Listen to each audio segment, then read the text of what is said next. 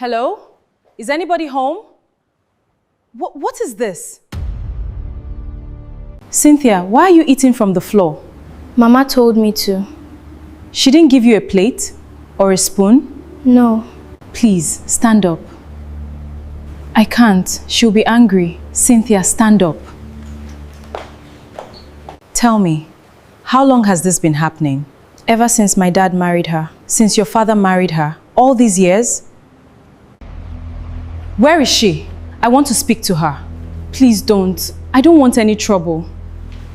Amaka? What are you doing here? Hi guys, welcome to my YouTube channel where stories come to life. It won't cost you anything to like this video. Please, I beg you guys. And please watch to the end. Don't just watch halfway. Please guys, support me. Thank you very much. Let's go over to the story. You are my best friend, but why is this girl eating from the floor? That's none of your business. She's a human being. She's supposed to be your daughter. This wretched, poverty-looking thing can never be my daughter. Enough! Get out of my house! I'm not leaving until you explain why you've been treating this girl like this. Leave my house. If you don't leave right now, you will see another side of me. I'm not leaving.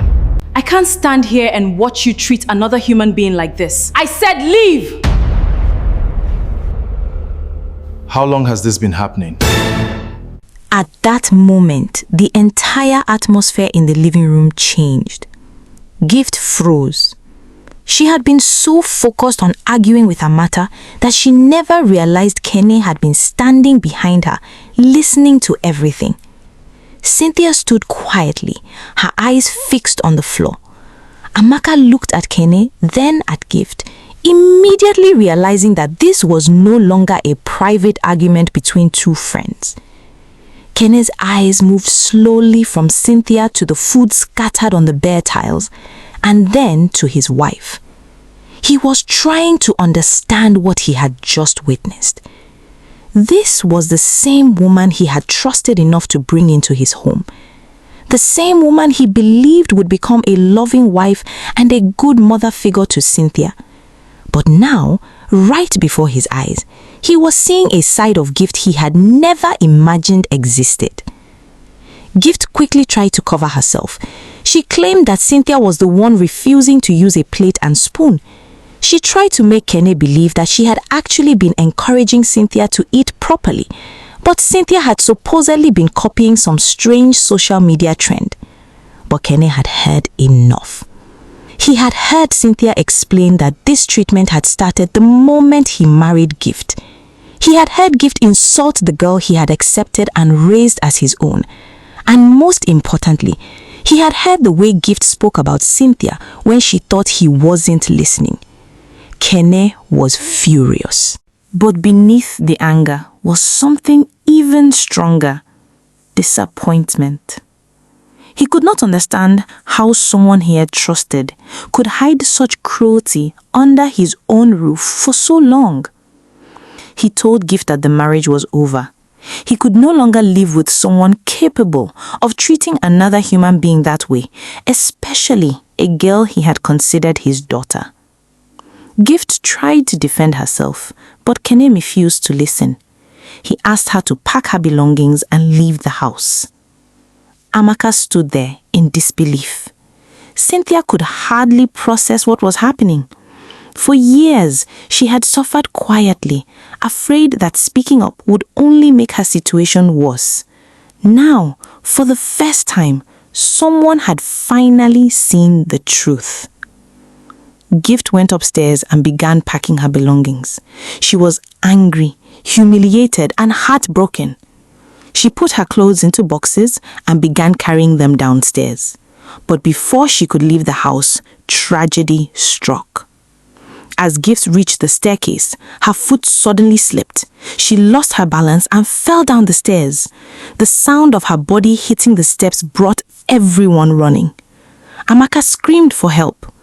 Kenny immediately rushed to her. His anger disappeared the moment he saw the condition she was in. He lifted Gift and rushed her to the hospital, with Cynthia and Amaka following closely behind. At the hospital, the doctors discovered that Gift had lost a dangerous amount of blood. She needed an urgent blood transfusion. Kenny volunteered immediately. He was tested, but his blood did not match. the doctors needed another donor. And then, without hesitation, Cynthia stepped forward. The same girl Gift had forced to eat from the floor was now willing to give her blood to save her life. Cynthia's blood matched. The transfusion began. Amaka watched everything from the side of the hospital bed. She could not stop thinking about the irony of it all. The person Gift treated as though she had no value was now the person helping to keep her alive. But nobody in that hospital knew that the biggest revelation was still coming. Hours later, Gift finally regained consciousness. She was weak and exhausted. Kene stepped out briefly to speak with the doctor, while Amaka also left the room. Cynthia remained behind. Despite everything that had happened, she still cared for Gift. She gently adjusted the pillow, arranged some of the things beside the hospital bed, and began cleaning up the small area around her. Then Cynthia bent down to pick something up. Gift's eyes suddenly caught sight of something. A small, distinctive birthmark on Cynthia's waist. Gift froze. Her breathing changed. She knew that mark. She remembered seeing that exact mark on her little daughter many years ago. Her daughter, who had disappeared. Her daughter she had spent years believing was gone forever. Gift stared at Cynthia. Suddenly, all the pieces in her mind began coming together. The birthmark, the age, the memories. She began asking Cynthia questions about her childhood. Cynthia was confused by the sudden interest, but answered honestly. She explained that when she was very young, she had gone to a busy market with her mother. Somewhere in the confusion of the crowd, she became separated from her. She waited. She searched, but her mother never came back. After that, Cynthia's life became a painful journey from one house to another. She became a house help. She worked in different homes hoping that one day her situation would improve. Instead, she experienced hardship after hardship. In her last place, the treatment became so terrible that she could no longer endure it. She eventually ran away. With nowhere to go, Cynthia ended up on the streets. That was where Kene found her. He saw a young girl who had nowhere to turn. Instead of walking past her, he took her in. He gave her food. He gave her a home.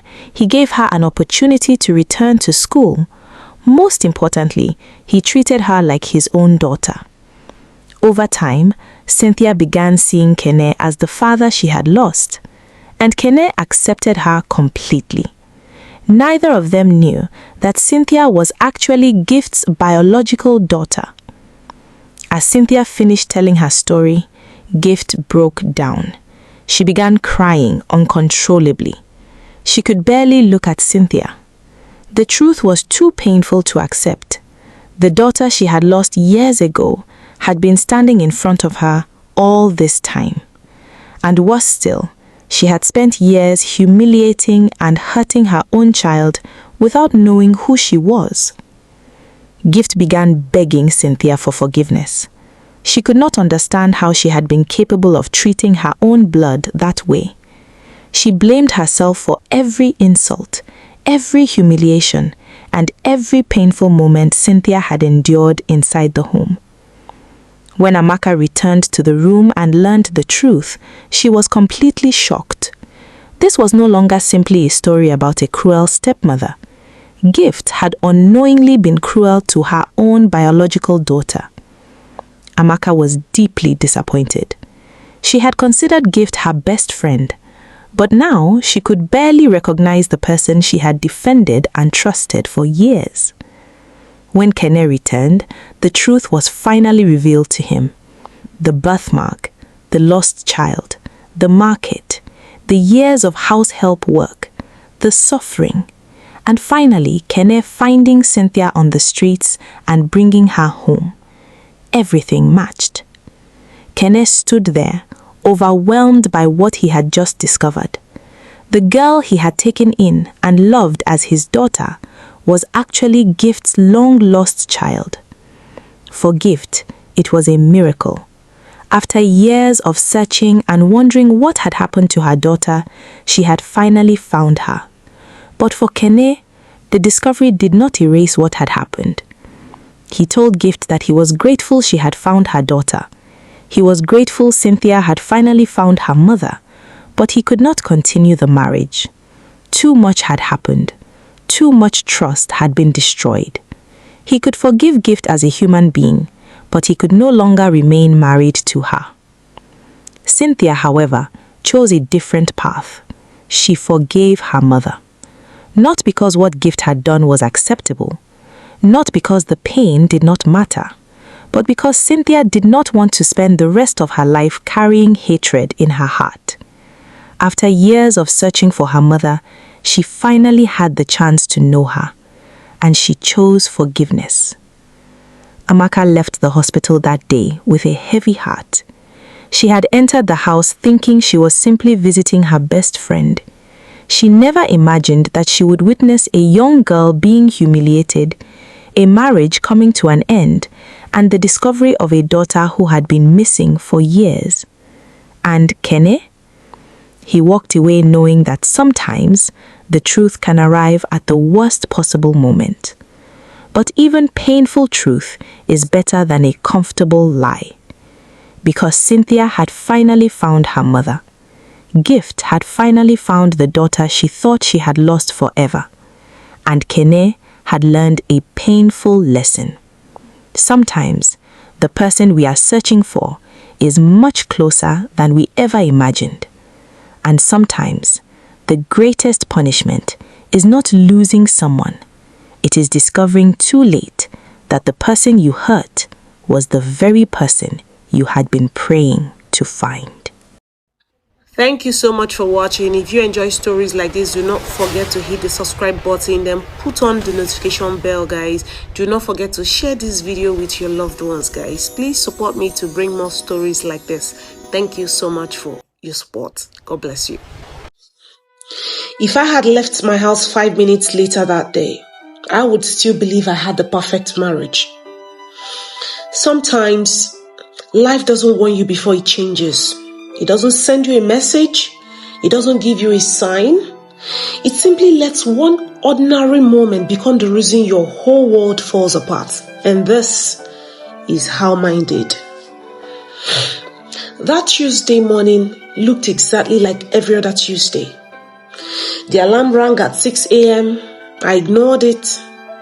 My husband laughed and said, "If you don't wake up now, you'll blame it on Lagos traffic instead of yourself." I threw a pillow at him.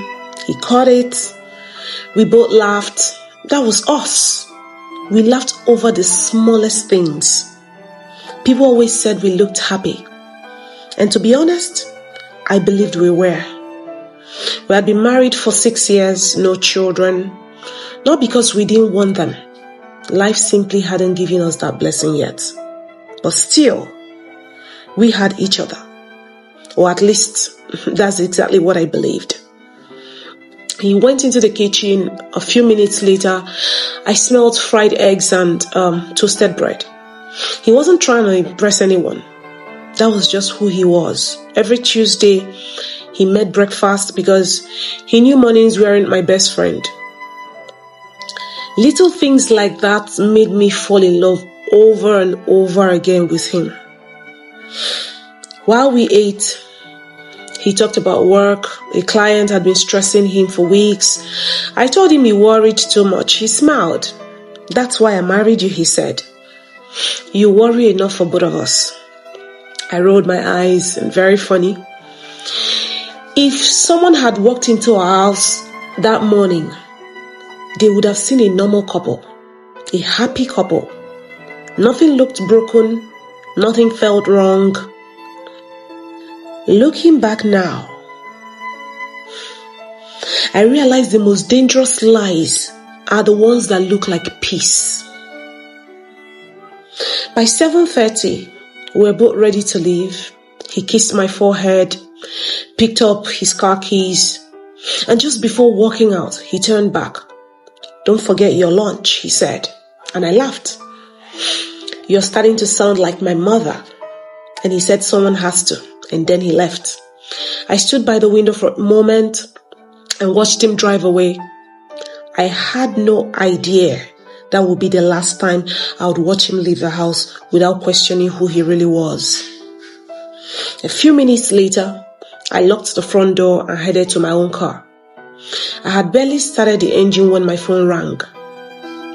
And boom, it was my older sister. Normally, I would have ignored the call because I was running late already.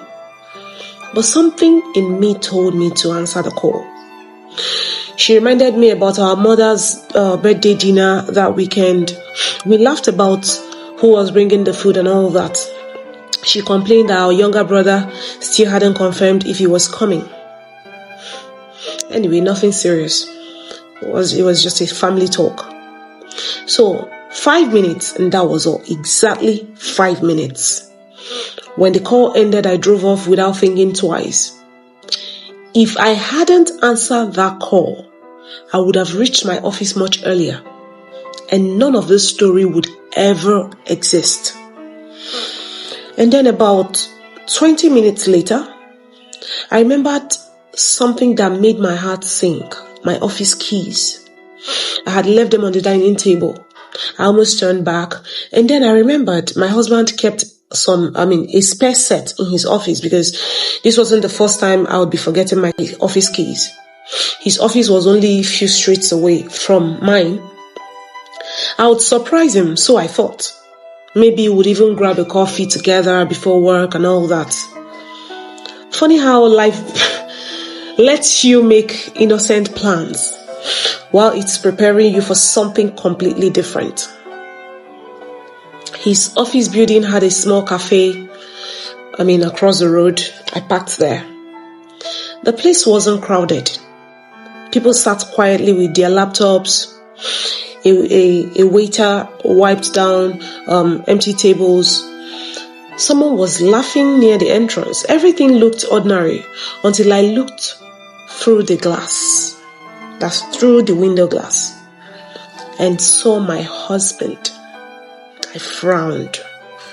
He wasn't supposed to be there. He had told me he had an early meeting. He had complained about being late, yet here he was, relaxed, smiling, holding a cup of coffee. And then across him sat a woman. She looked to be our age, elegant, confident, the kind of person who didn't seem uncomfortable being around there. She wasn't checking her phone. She wasn't looking around. She looked completely at home. The way she smiled at him wasn't the smile people give to their colleagues. It wasn't even a smile of an old friend. It was familiar, comfortable, intimate. I told myself not to jump into conclusions.